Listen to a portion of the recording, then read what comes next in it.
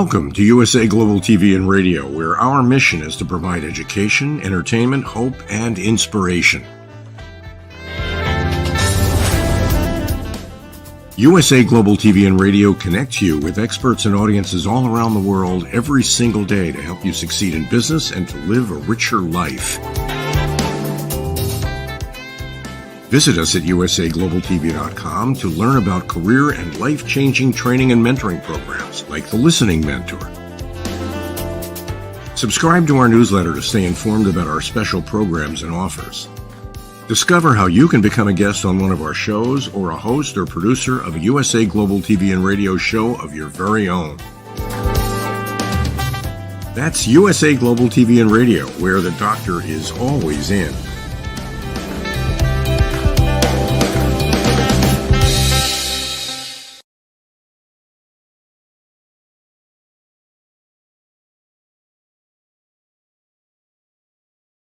Last week, I talked about David Sterling, who was the original founder of the SAS, which are Special Air Service or Special Forces. He's quite a character, as David Sterling. I've met him, but the one who supersedes him as far as being a real rogue and a maverick and so on as well was a chap called PADDY MAYNE. PADDY MAYNE took over command of the SAS after David Sterling had got captured with the Germans. So he was really, really quite a man. So on the night of December the 14th, 1941, was bitterly cold in the North African desert. Midway between El Aguila and Tripoli in Libya was a German and Italian airbase outside of Tamat. Situated in the southern Mediterranean coast, it was a vital installation and supporting Rommel's Afrika Korps and Field Marshal Kesselring's panzer tanks.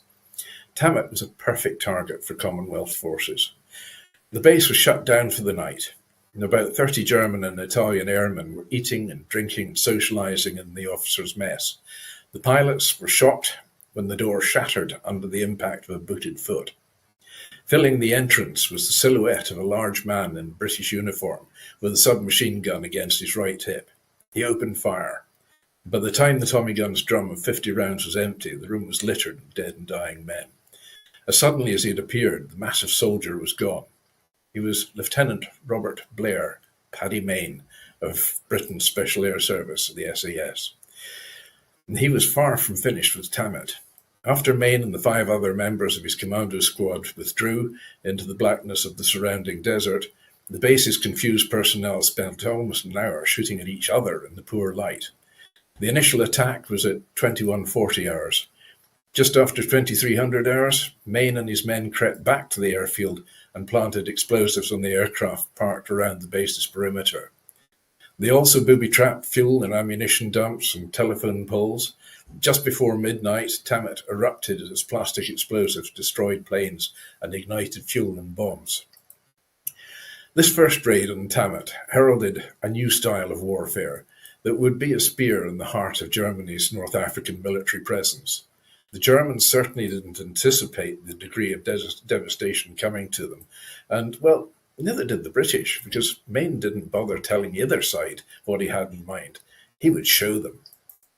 Born in Newtownards in Ireland on January the 11th, 1915, Mayne was a member of the Queen's University Officer Training Corps at the time of the 1938 Munich crisis.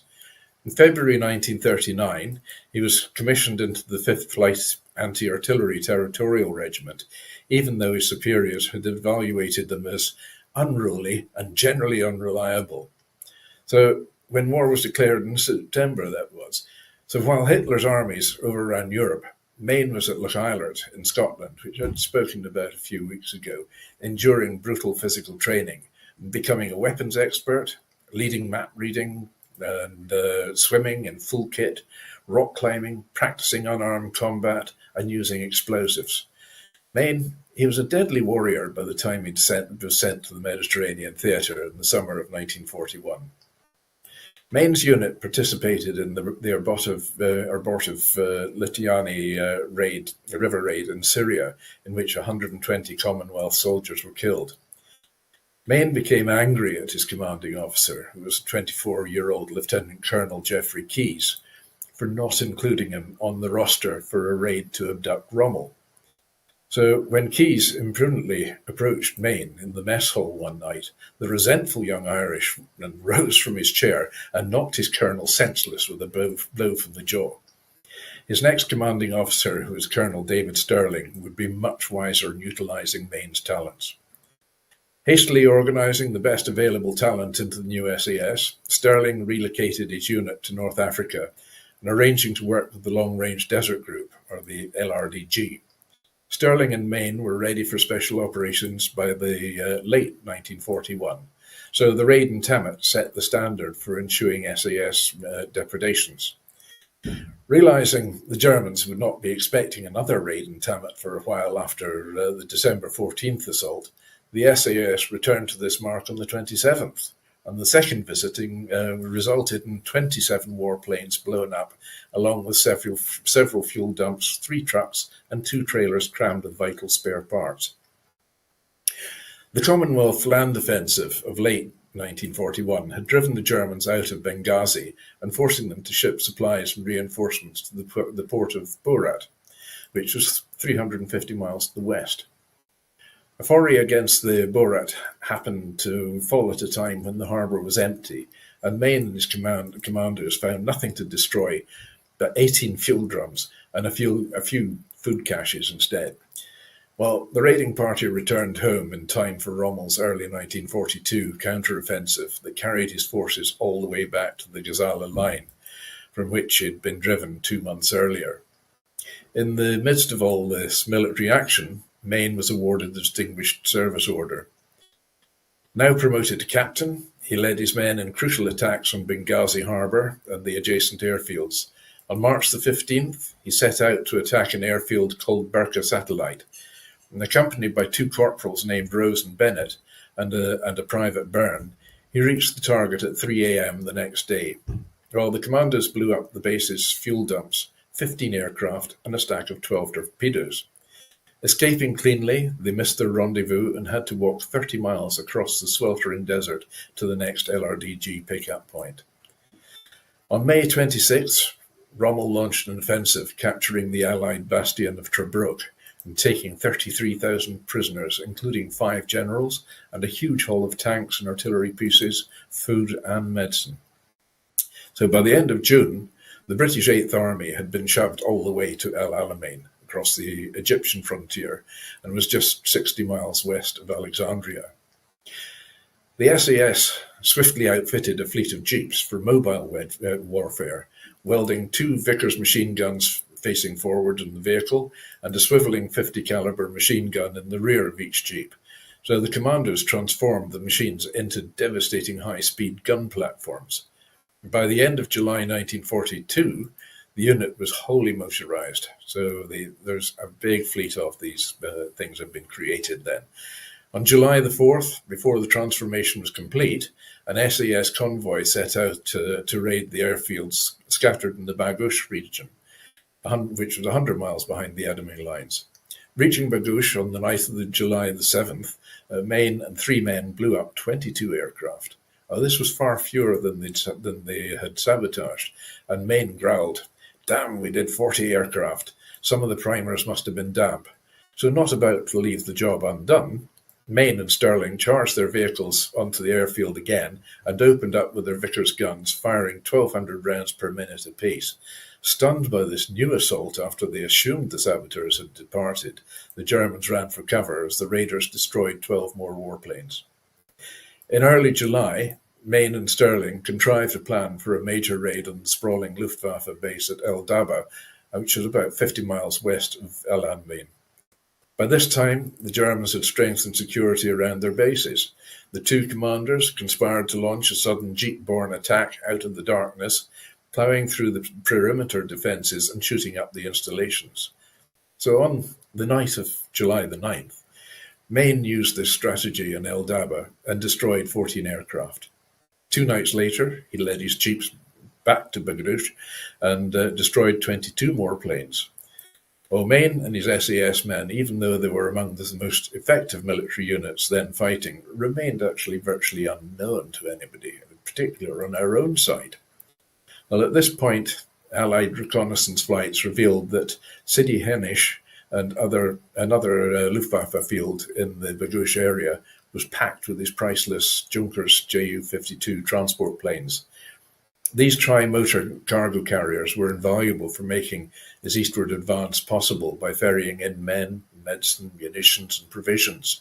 MAYNE and Sterling then, of course, devised a plot to send 18 jeeps against the facility under a full moon, because the bright moonlight would make it difficult for the SAS to approach the field unnoticed. The Germans would not be expecting such a raid.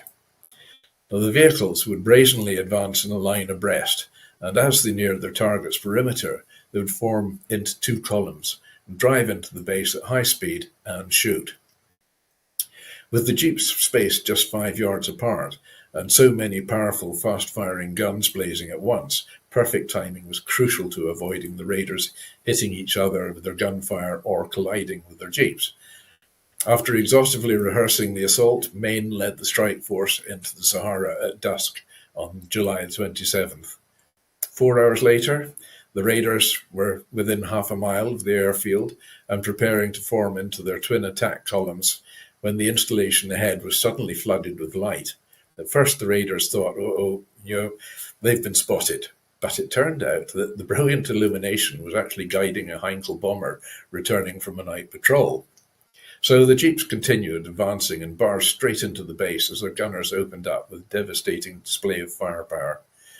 The Ju-52s were there all right, but the base turned out to be an even more of a prime target than MAYNE and Sterling had actually expected, as they wound their vehicles between the rows of parked Messerschmitt fighters, Heinkels, and Stuka dive bombers as well. So the Germans were completely surprised, and within minutes the base was ablaze, but MAYNE wouldn't leave any job unfinished. As the attackers were leaving, he spied a lone Ju-52 that the raiders had overlooked. So with his machine guns out of ammunition, MAYNE jumped from his jeep and ran to the plane, slapped a plastic bomb onto its wing, galloped back to his vehicle and roared off into the desert. In this attack, the SAS lost 1 man and 1 jeep, in exchange for at least 40 Luftwaffe aircraft destroyed. This spectacular success led the 8th Army High Command in Cairo to decide that MAYNE and his outfit should now actually be used in a large-scale operation. Well, General Montgomery, the new appointed commander of the 8th Army, was anxious to achieve a decisive military victory before the United States entered the war in force. He decided that the SAS would take part in a large-scale operation against Benghazi Harbour. So on the night of September the 13th, the raiders set out for Benghazi. Stopping at an unmanned roadblock just out the city, the convoy was actually ambushed from both sides of the road. So sent reeling back to Kurfa, the column still had another 800 miles to go to reach friendly lines. So constantly strafed by the Luftwaffe, the force lost men and machines steadily along the route. At one point, Paddy MAYNE was wildly zigzagging his jeep while being strafed by a German pilot, when one of the men in his jeep was wounded and fell from the vehicle. Well, after finding cover and parking up his jeep, MAYNE, not knowing whether the man who had fallen from the vehicle was dead or alive, backtracked until he found the wounded soldier and carried him on his shoulders back to the jeep. The SAS was closely involved in Montgomery's offensive in the autumn of 1942. With Rommel dug in at El Aguila, MAYNE and 90 of his men were ordered to relocate to the wadi called Bir Sultan, which was about 100 miles south of Rommel's lines. With 30 jeeps, the SAS was tasked with haunting the 400-mile of highway linking the Germans with their supply base at Tripoli. Averaging 16 raids per week, the Jeep commandos made nocturnal supply runs as perilous for the Afrika Korps as daylight runs under a sky controlled by the Royal Air Force. The pinch on the German supplies became so severe that Hitler himself actually issued a formal order that these British saboteurs and their accomplices are to be hunted down and exterminated without mercy. Promoted to Lieutenant Colonel, Paddy MAYNE took over command of the SAS after the capture of Colonel David Sterling. Mayne threw himself into retraining, should they say, his troops for non-desert warfare, even teaching them to fight on horseback. So now called the SRS, the unit fought through Sicily, Italy, France, and into Germany. During the Normandy campaign, the unit worked in cooperation with the French resistance, operating behind German lines and easing the advance for the Allies. The final days of the war in Europe saw some bloody combat for the SRS. On April the 9th, 1945, Lieutenant Colonel Mayne and his men were leading a regiment of Canadian 4th Armoured Division through the German countryside northeast of the city of Oldenburg, which is en route to Kiel, when the column was ambushed by German troops firing from a house at the side of the road. Grabbing a machine gun, Mayne ran into the house alone and gunned down every enemy soldier inside. He then ran back outside and deployed his men and jumped behind the wheel of a jeep. With another officer as gunner, Mayne then drove about 100 yards further up the road to where the enemy was raking the convoy with gunfire from positions in a wooded area. Fully exposed to the Germans, Paddy Mayne drove his jeep slowly up and down the thoroughfare while his gunner fired at the enemy positions. Although still under fire, he then returned his vehicle to the point of ambush and lifted numerous wounded British and Canadian soldiers out of the roadway and placed them in his jeep and drove them to the rear. The column, which had been at a standstill until Mayne's appearance at that point, continued its advance until it was a full 20 miles ahead of the division's main body. With their rear threatened by the appearance of Mayne and his spearhead, the Germans withdrew, easing the advance for the rest of the division. Mayne both saved the wounded and routed the enemy, and never mentioned the incident to anybody ever again. The encounter at Oldenburg earned Mayne his third bar to his Distinguished Service Order. However, in 2005, the House of Commons in London voted in favour for upgrading the DSO to the Victoria Cross, Britain's highest decoration for valour. Mayne's unselfish dedication to his cause is exemplified by how he kept secret a painful back injury he'd suffered in North Africa. His repeated parachute drops into France in 1944 agonizingly exacerbated a damaged vertebrae, but he kept a closely guarded secret. No one else knew about the injury until after the war. So after surviving everything the Third Reich could throw at him for 4 years, BLAIR, Paddy Mayne, fell prey to the peace that he had done so much to achieve. Never married and childless, his only legacy is his fantastic military record. Quite some guy. Fearless,